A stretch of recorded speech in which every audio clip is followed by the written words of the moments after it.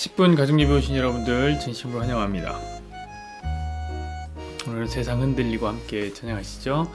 세상 흔들리고 사람들은 변하여도 나는 주를 섬기리.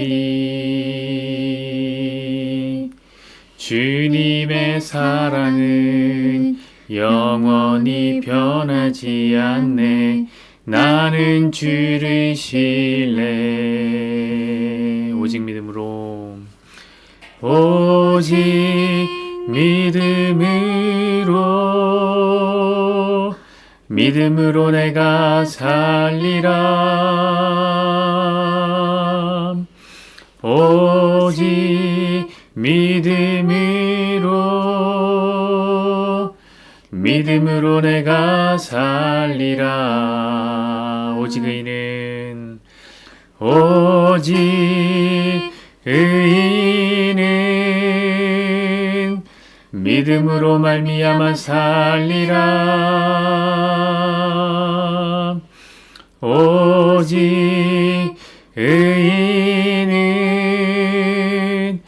믿음으로 말미암아 살리라. 아멘. 오늘 말씀은 시편 136편 23절에서 26절까지의 말씀입니다. 한 절씩 교독하시죠. 우리를 비천한 가운데서도 기억해 주신 이에게 감사하라. 그 인자하심이 영원함이로다. 우리를 우리의 대적에게서 건지신 이에게 감사하라. 그 인자하심이 영원함이로다. 모든 육체에게 먹을 것을 주신 이에게 감사하라. 그 인자하심이 영원하심이로다. 하늘의 하나님께 감사하라. 그 인자하심이 영원함이로다. 아멘. 오늘 말씀을 중심으로 고달픈 세상 감사하며 사는 방법이라는 제목으로 함께 말씀 나누겠습니다. 아무리 생각해도 세상은 참 요지경인 것 같습니다. 오늘 제가 사랑하는 친구이자 집사님인데 집사님과 함께 식사를 하는데 아주 충격적인 이야기를 들었습니다. 여러분 혹시 그 칠세고시라는 말을 들어보셨습니까? 칠세고시. 이게 말 그대로인데요. 요즘에는 그 7살 아이들이 고시를 본대요. 왜냐? 영어 유치원이나 아니면 수준 높은 수학학원에 들어가기 위해서 이미 7세에 7살에 수준 높은 시험을 치러야 한다고 합니다. 알고 보니까 이제 지난주에 추정 60분에서 방송이 된 이야기더라고요. 그 얘기를 듣는데 여러분 참 얼마나 팍팍한 세상입니까? 여러분 7살 때 뭐 했습니까? 저는요 모르겠어요. 잘 기억도 안 나지만 7살 때 아마 제 7살 때는 그냥 아무 생각 없이 그냥 마냥 해맑기만 한 아이였던 것 같습니다. 요즘 7살은 고시를 치러야 한답니다. 그 얘기를 들어보니 7살에서 12세 아이들의 우울증을 조사해 봤답니다. 여러분 이런 조사가 이해가 되십니까? 저는요 이 조사 자체가 이해가 안 되는 거예요. 말도 안 되는 거예요. 아니 왜 우울증을 7세 아이들한테 물어봅니까? 그 말은 뭐냐면 우울증 진단을 받은 7세 아이가 있다는 말 아닙니까? 그 자체가 너무 이상한 거예요. 너무 이상해. 근데 우울증이 많대요. 근데 더 놀라운 조사 결과가 뭐냐면 강남구의 7세에서 12세 아이들은요 종로구의 7세에서 12세 아이들에 비해 우울증 환자 숫자가 29배가 높다는 겁니다. 그 얘기를 듣는데 세상이요 너무 많이 그리고 너무 무섭게 변해버린 것 같다는 생각이 들었습니다. 저 한번 깊이 생각해 봤습니다. 도대체 이건 누구의 잘못일까? 부모의 욕심이 문제인가? 아니면 이 경쟁 사회를 살면서 압박을 견디지 못하는 약한 우리네 아이들이 문제인가? 둘 다 아닌 것 같아요. 확실히 우리가 사는 이 대한민국 사회에는 구조적인 문제가 있는 것 같습니다. 근데 여러분 이게 누구의 잘못이냐? 이 잘잘못을 따지기에 앞서 여러분 지배적으로 저에게 엄습한 생각이 있는데 그건 저만이 아니라 우리 집사님에게도 같은 마음이 들었던 것 같습니다. 어떤 마음이 드냐면 참 슬프다. 참 서글프다였어요. 참 슬프고 고달픈 세상이 된 거죠. 그래서 참 미안했습니다. 이런 고달픈 세상을 우리 아이들에게 물려준 것 같아서 진짜 많이 미안했습니다. 그런데 여러분 이런 고달픈 세상이요 비단 7세 아이들만의 세상일까요? 그건 또 아니죠. 우리가 사는 이 세상은 참 모두에게 고달퍼요.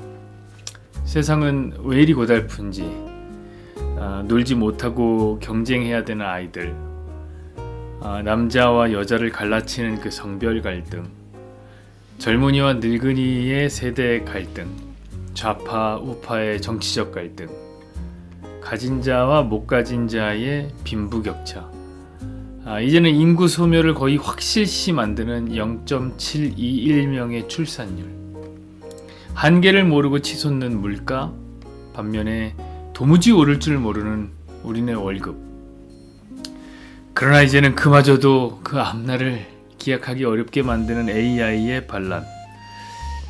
여러분, 우리 모두가 만난 참으로 고달픈 세상입니다. 근데 여러분, 우린 누굽니까? 우리는 성도가 아닙니까, 여러분?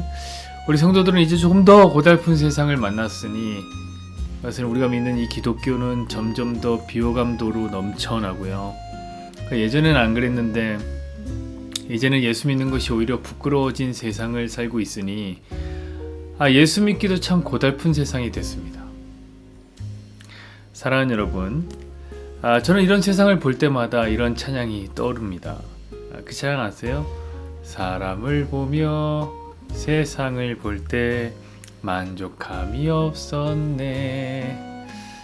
그렇지 않습니까, 여러분? 정말 세상을 보면 만족함이 없는 세상입니다. 근데 여러분, 그런 고달픈 세상이 비단 21세기를 살아가는 우리만의 세상인가?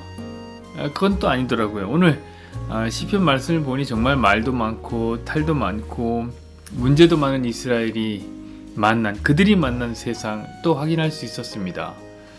물론 여러분, 오늘 말씀은요, 이런 문제들 가운데서 이스라엘을 건져내신 하나님을 찬양하는 내용이지만 여러분, 그걸 조금만 달리 생각해보면 이런 거 아닙니까? 자, 문제에서 건져냈다는 말은 어쨌든 문제를 만났다는 거 아니겠습니까?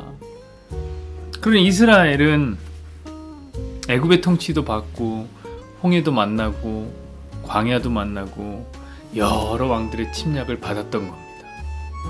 자, 이스라엘이 만난 이 대적들은 얼마나 많았었는지 여러분, 사사기 말씀을 한번 읽어보셨습니까? 읽다 보면 너무나 답답해서 숨이 막혀버릴 것 같은 그런 지경에 이르게 됩니다. 근데 여러분, 이스라엘이 꼭 외부의 문제만 있었던 건 아니잖아요.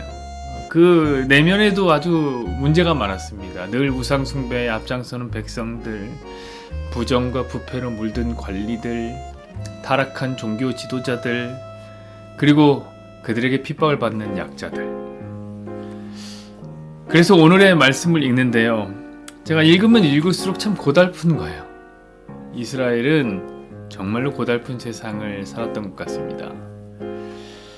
근데 읽다 보니 이런 고달픈 세상과는 참으로 대비되는 기가 막힌 대비가 있으니 변하지 않는 말이 등장하더라 이겁니다. 여러분, 오늘 꼭 이 말씀을 다 읽어보십시오. 136편 다 읽어보세요. 26번이나 반복해서 똑같은 말이 반복되는 거예요. 그게 뭐냐?